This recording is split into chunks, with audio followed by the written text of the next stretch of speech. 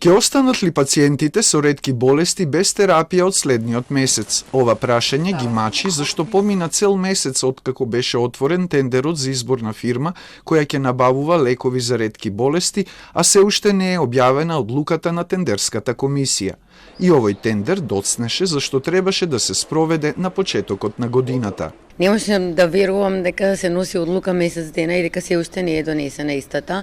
Од друга страна, целата идеја на тендерот беше што побрзо да заврши, затоа што многу од пациентите имаат лекови само до месец јуни.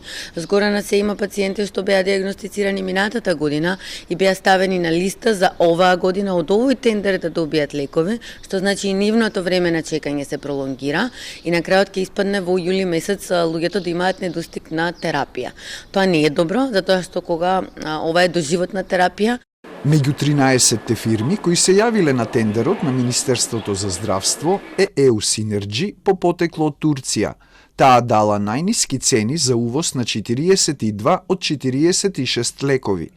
Тоа ги плаши лицата со ретки болести, зашто во 2016 имаа лошо искуство со турска фирма која преку паралелен увоз набави фалсификат лекови кои дополнително им го загрозија здравието.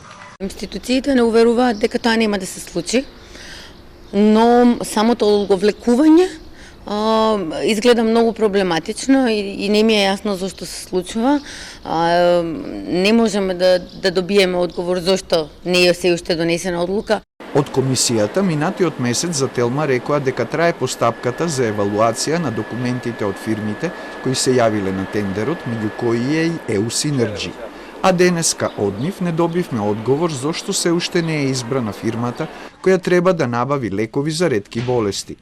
Од Министерството за здравство велат дека се уште трае евалуацијата, но и дека немало барање за паралелен увоз.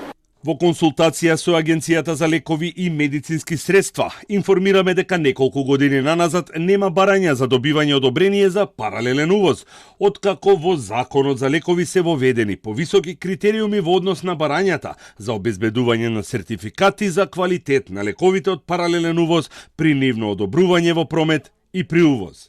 Поради честите доцнења на лекови за ретки болести, од Сдруженијето бараат тие да се стават на позитивната листа, со што би можеле да се рефундираат средствата доколку пациентите сами си ги обезбедат од странство.